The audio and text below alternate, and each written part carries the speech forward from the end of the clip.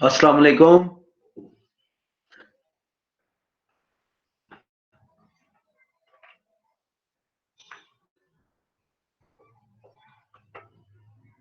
वालेकुम अस्सलाम वरहमतुल्लाह। हाँ जी, क्या हाल है बेटा? ठीक ठाक है आप लोग? बस इतने लोगों ने ही ज्वाइन करना है? जी सर अल्हम्दुलिल्लाह। आप सुनाए कैसे हैं? अल्हम्दुलिल्लाह। अभी तक सिर्फ 20 स्टूडेंट्स ने ज्वाइन किया है। कब से वेट कर रहा हूँ, मेरा ख्याल अब स्टार्ट कर देना चाहिए। जी सर स्टार्ट करें। ठीक है।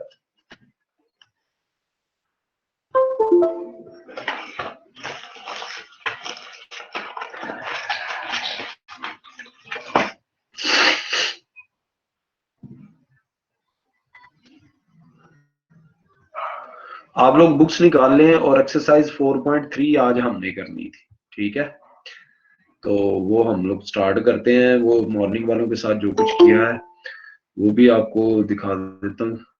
ठीक है ना? तो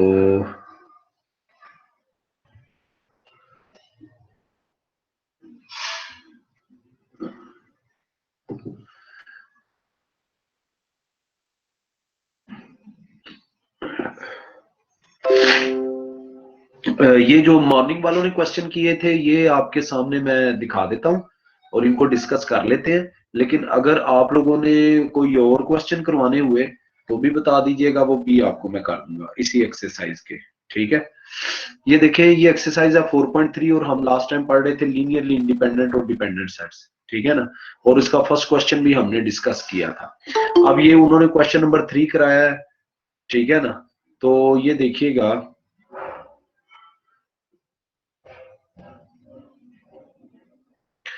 क्वेश्चन नंबर 3 जो है, पहले आप सब लोग अपनी बुक से पढ़ें इस क्वेश्चन को।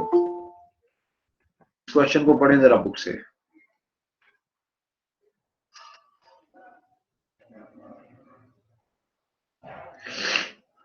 हाँ जी, कोई ऊंची आवाज में पढ़े, कोई एक बच्चा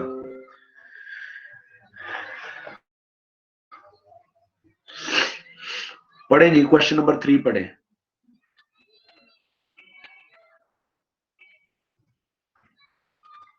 आवाज नहीं आ रही आप लोगों को मेरी? यस सर आ रही है। कौन सा क्वेश्चन पढ़ना है? क्वेश्चन नंबर 3 देखें। अगर आपने अपनी मर्जी के क्वेश्चन करवाने तो करा दें। लास्ट टाइम हमने एक्सरसाइज 4.3 स्टार्ट की थी और ये क्वेश्चन नंबर 3 है उसका, उसी एक्सरसाइज का। तो आप लोग ये देखें, पहले पढ़ेंगे क्वेश्चन को तो पता चलेगा ना क्वेश्चन क्या है।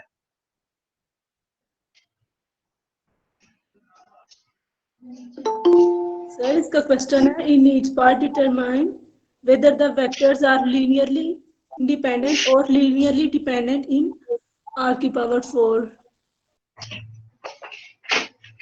आर रेज़ टू पावर 4 का क्या मतलब है आपको बताया था। आर रेज़ टू पावर 4 का मतलब ये है कि वेक्टर स्पेस है जिसमें ऑर्डर्ड क्वाड के एलिमेंट्स आते हैं। ठीक है ना?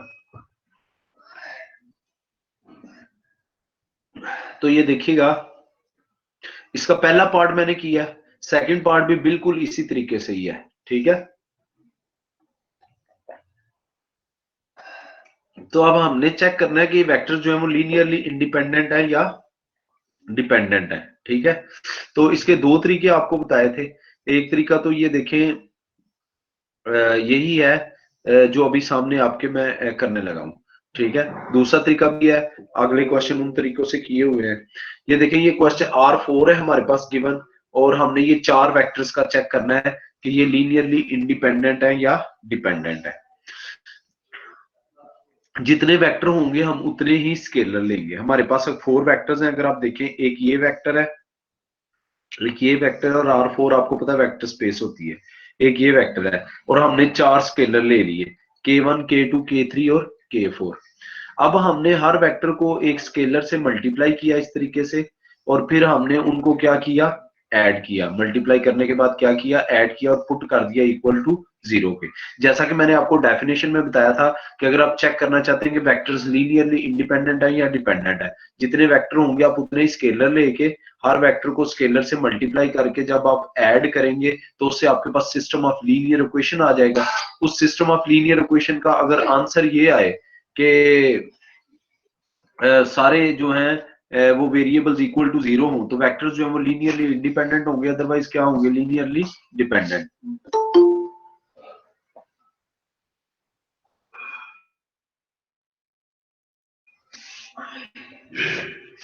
तो देखिए, पहले तो ये बात है कि आपकी क्लास का ये हर दफा ये होता है कि मीटिंग स्टार्ट होने के आधे घंटे बाद तक बच्चे आ रहे होते हैं, तो अभी भी बच्चे ज्वाइन हो रहे हैं, फिर वो बार बार मुझे स्विच करना पड़ता है इस तरफ। ठीक है, तो ये देखिएगा, हमने हर वेक्टर को एक स्केलर से मल्टीप्लाई कर दिया और पुट कर दिया इक्वल टू 0 के। अब देखें, अभी मैं क्वेश्चन स्टार्ट करता हूँ, साथ ही आ जाता है जी।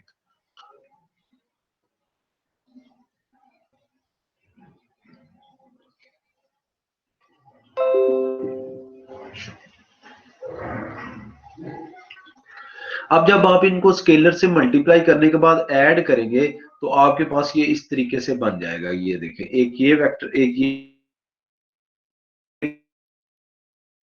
बन जाएगा। इधर हमने जिसको 0 के इक्वल पुट किया होता है, ये बेसिकली नल वेक्टर होता है। और नल वेक्टर अगर इधर ऑर्डर्ड क्वाड वाले हो तो इधर भी सारे ये देखें 4 वाले आ जाएंगे, ऑर्डर्ड क्वाड वाले। इसका मतलब होगा कि पहली एंट्री जो है वो 0 के इक्वल है, सेकंड एंट्री भी 0 के इक्वल है, थर्ड एंट्री भी 0 के इक्वल है और फोर्थ एंट्री भी 0 के इक्वल है। इससे आपके पास सिस्टम ऑफ लीनियर इक्वेशन बन जाएगा, ये देखिएगा।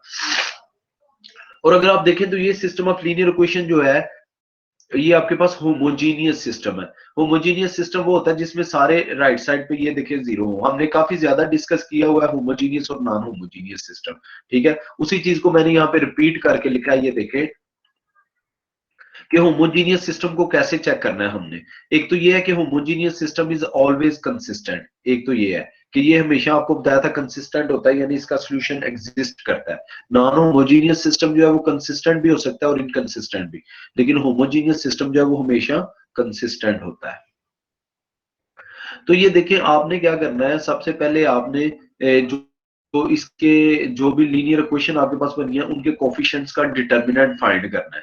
अगर वो डिटर्मिनेंट जो है वो 0 आ जाए, ठीक है, अगर डिटर्मिनेंट इक्वल टू 0 आ जाए, ये देखिए ये पहला स्टेप लिखा हुआ है इसलिए मैंने दोबारा इसको लिख दिया, ना पहले भी आपको ये बताया हुआ है। एक तो ये है कि होमोजीनियस सिस्टम हमेशा कंसिस्टेंट होता है। दूसरा ये है कि हमने उसके कोफिशिएंट्स का डिटर्मिनेंट फाइंड करना है। अगर वो 0 आ जाए तो सिस्टम के इन्फिनिटली मैनी सॉल्यूशंस होंगे। ठीक है, लेकिन अगर वो डिटर्मिनेंट, ये थर्ड स्टेप पे ये लिखा हुआ है कि अगर वो डिटर्मिनेंट नॉन 0 आए, यानी 0 ना आए, तो फिर सिस्टम का एक ही यूनिक सॉल्यूशन होगा। और उसका वो यूनिक सॉल्यूशन हमेशा ये क्या होता है कि उसमें जितने वेरिएबल इन्वॉल्व है उनका आंसर क्या आ जाता है, 0। ये देखें, if the determinant of the coefficients of the system is not 0, the system has unique solution और ऑल वेरिएबल्स इक्वल टू 0। यानी उसका जो यूनिक सॉल्यूशन होता है वो क्या होता है कि उसमें जितने वेरिएबल इन्वॉल्व है सारे क्या हो जाएंगे, 0। तो इसमें जो वेरिएबल है वो स्केलर है, k1 k2 k3। तो just we need to check the determinant of the system. तो ये देखिए, हम यहाँ पे ये इसका डिटर्मिनेंट लिया और उसके बाद हमने इसको एक्सपैंड करना है। अब आप इसको किसी भी वे से एक्सपैंड कर सकते हैं। अब बच्चों ने कहा था, 3-4 बच्चों को मैंने कहा था इसको वैल्यूएट करो, तो उन्होंने ये, किसी ने ये आंसर दिया, किसी ने कोई और दिया, लेकिन आपने इसको खुद से वैल्यूएट करना है। ठीक है ना, अब वैल्यूएट तो करना आता है ना 4/4 का डिटर्मिनेंट। आपने इस डिटर्मिनेंट को वैल्यूएट करना है। अगर इसका डिटर्मिनेंट का आंसर 0 आ जाए तो फिर इसका मतलब होगा कि सिस्टम के इन्फिनिटी मैनी सॉल्यूशन है। अगर 0 ना आए, जैसे कि इस सूरत में बच्चों ने भी बताया कि इसका 0 नहीं आ रहा, बल्कि कुछ किसी का कुछ आ रहा था लेकिन 0 किसी का भी नहीं आ रहा था, तो इसका मतलब है कि सिस्टम का यूनिक सॉल्यूशन होगा। और वो यूनिक सॉल्यूशन क्या होगा कि k1 k2 k3 जो इसमें इन्वॉल्व है, k4 सबकी वैल्यू क्या आ जाएगी, इक्वल टू 0। अगर ये इक्वल टू 0 आ जाए तो इसका मतलब होगा कि वेक्टर जो है वो लीनियरली इंडिपेंडेंट है। ठीक है, अच्छा ये क्वेश्चन किया, इसका सेकंड पार्ट भी बिल्कुल ऐसे ही है, ये नीचे जस्ट सेकंड पार्ट लिखा हुआ है। आप ये बताएं इस क्वेश्चन में कोई भी इशू है तो मैं फिर सामने आपके रख रहा हूं, आप लोग इस क्वेश्चन का मुझसे पूछ लें। हमारे पास 2 वेज है चेक करने के लिए वेक्टर्स को लीनियरली इंडिपेंडेंट है या डिपेंडेंट है। पहला तो यही आपको अभी कराया है, और एक वो था जो हमने लास्ट टाइम किया था, उससे अगले क्वेश्चन आपके फर्स्ट पार्ट वालों ने कहा था कि सर वो अगले क्वेश्चन हमें उस तरीके से ही करा दें, तो वो उनको उस तरीके से बाकी क्वेश्चन करवाए। लेकिन आप कोई भी, you can adopt either method. बताएं जी, इसकी समझ आई है कि नहीं? अगर कोई इशू है तो पूछ लें।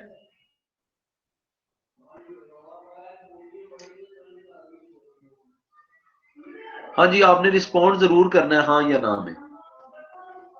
सर कोई इशू नहीं है, आगे करवाएं। चलिए सही है, इसका सेकंड पार्ट बिल्कुल ऐसे ही है। ठीक है,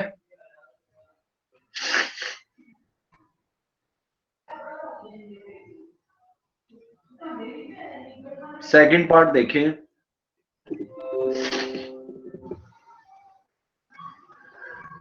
सेकंड पार्ट भी उसी तरह से 4 वेक्टर्स हैं, ठीक है। आप हर वेक्टर को एक स्केलर से मल्टीप्लाई करके equal to put equal to 0 कर देंगे। जब 0 के इक्वल पुट कर देंगे आप लोग, तो उससे आपके पास वही सिस्टम ऑफ लीनियर इक्वेशन बन जाएगा। आपने जस्ट उनके कोफिशिएंट्स का डिटरमिनेंट फाइंड करना है। अगर डिटरमिनेंट इक्वल टू 0 आ गया तो सिस्टम के इन्फिनिटी मैनी सॉल्यूशन होंगे।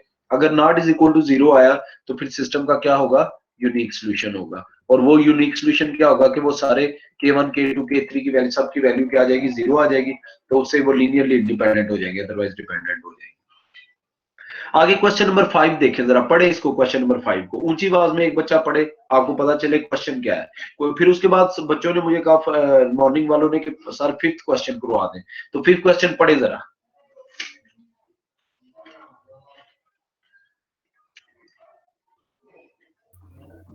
In each part, determine whether the matrices are linearly independent or dependent. A part B part दिया हुआ जी, वो कहता है कि हर 2 पार्ट दिए हुए, वो कहता है इसमें चेक करें कि ये मैट्रिक्स, अब आपको बताया था हर मैट्रिक्स जो है वो एक वेक्टर होता है और जो डिटर्मिनेंट होता है वो स्केलर होता है। वो कहता है ये दिए हुए मैट्रिसेस बताएं ये लीनियरली इंडिपेंडेंट है या डिपेंडेंट है। अब देखिए, आपको बताया आपके पास 2 मेथड है। एक मेथड तो ये है जो आपके सामने अभी किया हुआ है, दूसरा मेथड जो ऊपर किया है। ये मेथड ये है कि आप किसी एक वेक्टर को बाकियों के लीनियर कॉम्बिनेशन की फॉर्म में पुट करें। अगर तो उसको उसके लीनियर कॉम्बिनेशन की फॉर्म में लिखा जा सकता हुआ तो फिर ये लीनियरली डिपेंडेंट हो जाएंगे। अगर ना लिखा जा सकता हुआ तो फिर ये लीनियरली इंडिपेंडेंट होंगे। दूसरा मेथड जो ऊपर किया वो ये है, अगर आप इसी क्वेश्चन को दूसरे मेथड से करते तो वो इस तरह से आ जाना था। ये देखें कि आपने क्या करना था, पहले वेक्टर को मल्टीप्लाई करना था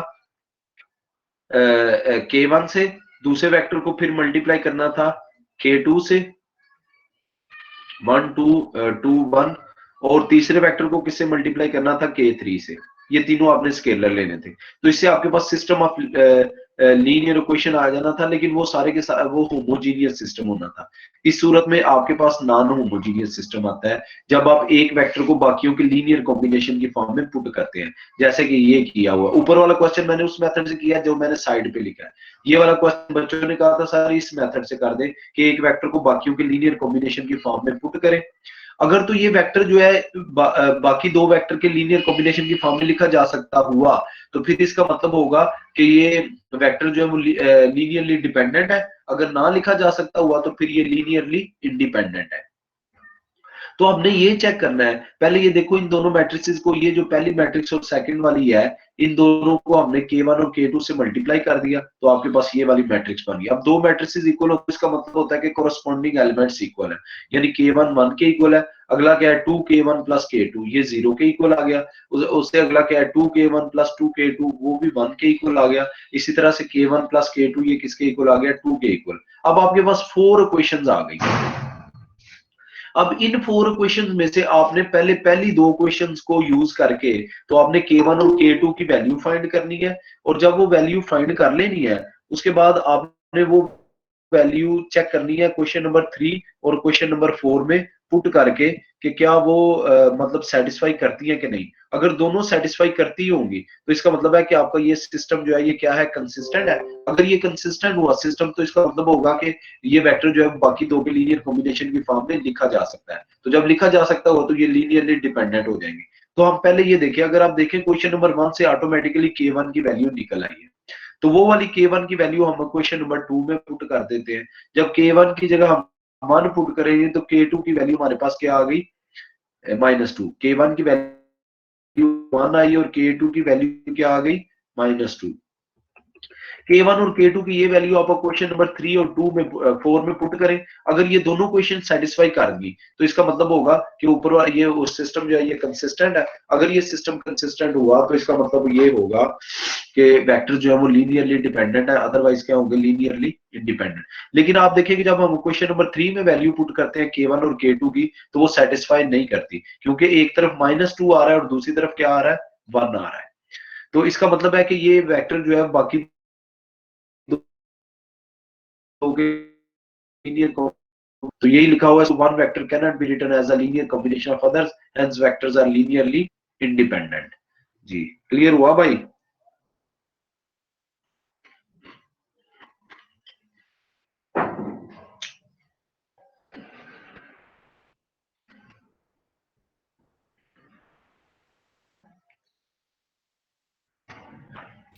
जी बेटा कोई इशू है तो पूछ लें, अगर क्लियर है तो बताएं। जी सर क्लियर है, लेकिन सर जी ये क्वेश्चन था जी जी पूछे। कि हम किसी भी वेक्टर को दूसरे वेक्टर्स के लीनियर कॉम्बिनेशन के फॉर्म में लिखकर चेक कर सकते हैं, जैसे आपने ये पहला मैट्रिक्स ले लिया था और दूसरे। हाँ आप दूसरे वाला लेके बाकियों को पुट कर लें, ये आपकी मर्जी होती है। अगर एक लिखा जा सकता हो तो इसका मतलब बाकी भी लिखे जा सकते हैं, अगर एक भी ना लिखा जा सकता हो कोई भी नहीं लिखा जा सकेगा। जी ठीक है सर। आप चाहे तो इसको पहले ले लें और इन दो को बाद में ले लें, ये जो है चाहे तो तीसरे वाले को पहले ले लें और बाकी दो को बाद में ले लें, यानी K1 K2 के साथ लिख लें। समझ आई बात? जी सर। ये जरूरी नहीं कि हमेशा पहले ही लें। आगे देखिए वो बच्चे कह रहे थे कि सर हमें क्वेश्चन नंबर 10 कर दें। क्वेश्चन नंबर 10 है, उसमें भी R4 दिया गया है और वो पूछ रहा है कि क्या ये वेक्टर जो है, बल्कि वो कह रहा है कि ये वेक्टर साबित करें कि लीनियरली डिपेंडेंट है। ये वेक्टर साबित करें कि क्या है, लीनियरली डिपेंडेंट है। तो एक मेथड तो ये है कि जितने वेक्टर हैं उतने स्केलर ले लें, जो ऊपर आपको बताया। दूसरा मेथड ये है कि एक वेक्टर को बाकियों के लीनियर कॉम्बिनेशन के फॉर्म में पुट कर दो। अगर ये लिखा जा सकता हुआ तो ये लीनियरली डिपेंडेंट हो जाएंगे, अगर ना लिखा जा सकता हो तो ये लीनियरली इंडिपेंडेंट हो जाएंगे।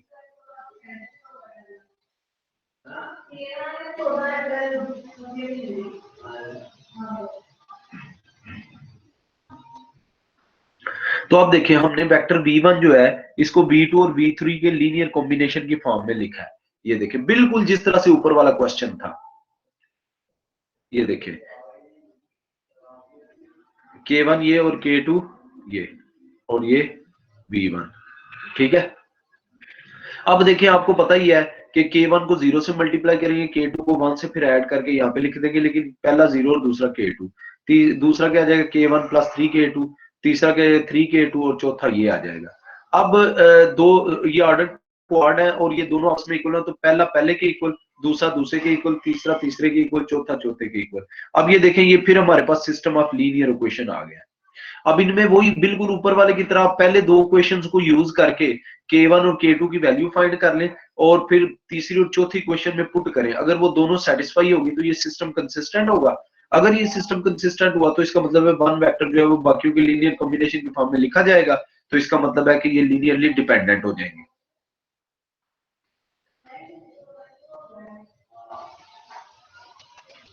K2 की वैल्यू ये आ गई, ये वाली वैल्यू हमने क्वेश्चन नंबर 2 में पुट की तो K1 की वैल्यू आ गई।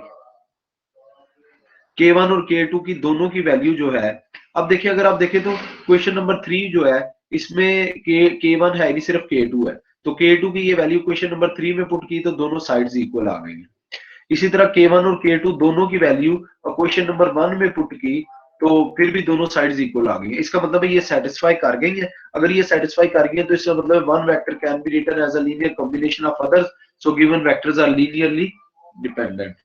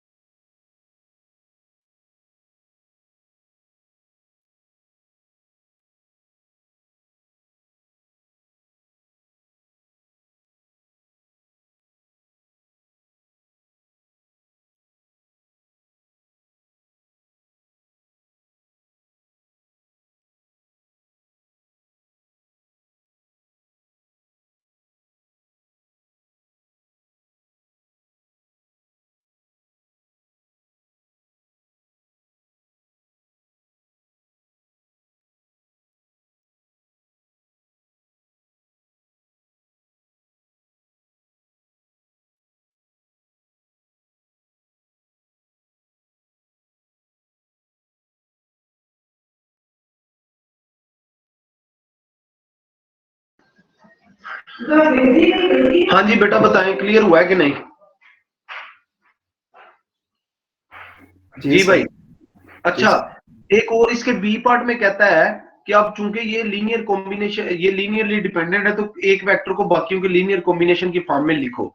तो आपने क्या करना है, जो K1 K2 की वैल्यू है वो उस जहां पे आपने लिखा था उसमें पुट कर देनी है।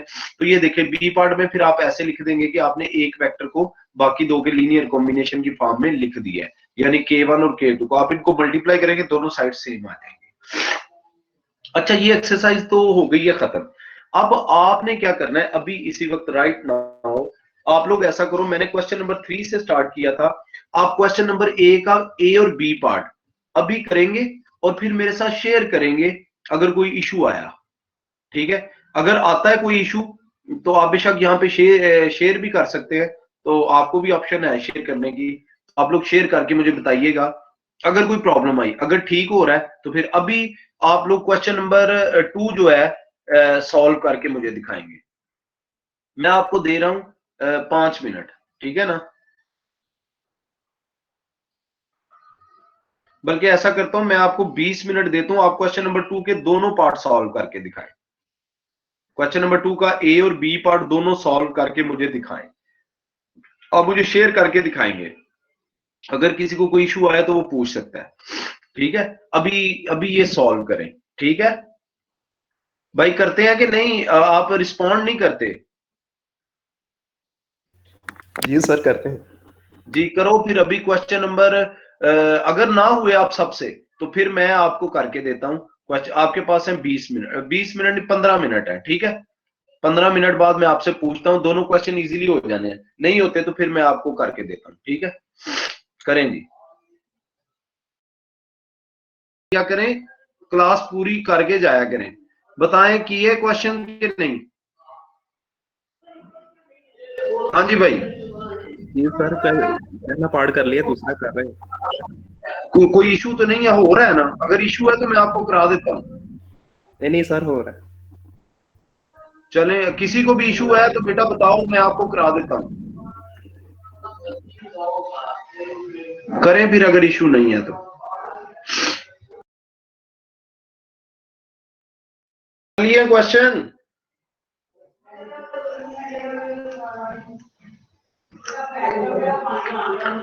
अच्छा ये बताएं, आपने जितने मैंने क्वेश्चन आपको बताए हैं, आई थिंक सो 10 तक ही बताए हैं, आपने कोई क्वेश्चन मुझसे तो नहीं कराना अब? जी